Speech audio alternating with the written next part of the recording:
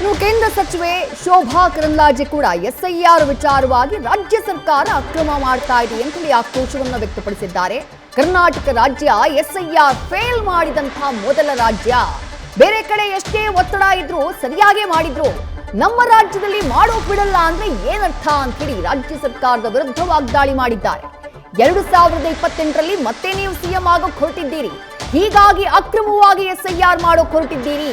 Form number 6, 8 ಕೊಡ್ತಾನೇ ಇಲ್ಲ, ಅಧಿಕಾರಿಗಳನ್ನ ಬಲಿ ತೆಗೆದುಕೊಳ್ತಾ ಇದ್ದೀರಾ, ಅಗತ್ಯ ಬಿದ್ರೆ ನಾವು ದೆಹಲಿಯಲ್ಲೂ ದೂರು ಕೊಡ್ತೀವಿ ಅಂತ ಹೇಳಿ ಕೇಂದ್ರ ಸಚಿವೆ ಶೋಭಾ ಕರಂದ್ಲಾಜೆ ವಾಗ್ದಾಳಿ ಮಾಡಿದ್ದಾರೆ. ಯಾವುದೇ ರಾಜ್ಯದಲ್ಲಿ ಎಸ್ಐಆರ್ ಫೈಲ್ ಆಗಿಲ್ಲ. ಕಾನೂನು ಪ್ರಕಾರವಾಗಿ ಆಯಾ ರಾಜ್ಯಗಳಲ್ಲಿ ಎಷ್ಟೇ ಒತ್ತಡ ಇದ್ರೂ ಕೂಡ ನಮ್ಮ ಅಧಿಕಾರಿಗಳು ಸರಿಯಾದ ರೀತಿಯಲ್ಲಿ ನಡೆಸಿದ್ರು. ಮುಖ್ಯಮಂತ್ರಿಗಳು ಹೇಳ್ತಾರೆ ವೆಸ್ಟ್ ಬೆಂಗಾಲ್ ತಮಿಳುನಾಡಲ್ಲಿ ಮಾಡಿದಂಗೆ ನಾವು ಮಾಡಕ್ ಬಿಡಲ್ಲ ಅಂದ್ರೆ ನಿಮ್ಮ ಅರ್ಥ ಏನು? ಕರ್ನಾಟಕ ರಾಜ್ಯದಲ್ಲಿ ನ್ಯಾಯಯುತವಾಗಿ ಎಸ್ಐಆರ್ ಅನ್ನ ಮಾಡಕ್ ಬಿಡಲ್ಲ. 2028ರಲ್ಲಿ ಮತ್ತೆ ನೀವು ಮುಖ್ಯಮಂತ್ರಿ ಆಗುವಂತ ಆತುರದಲ್ಲಿ ಕಾನೂನು ಬಾಹಿರವಾಗಿ ಎಸ್ಐಆರ್ ಅನ್ನ ಮಾಡಕ್ ಹೊರಟಿದ್ದೀರಿ.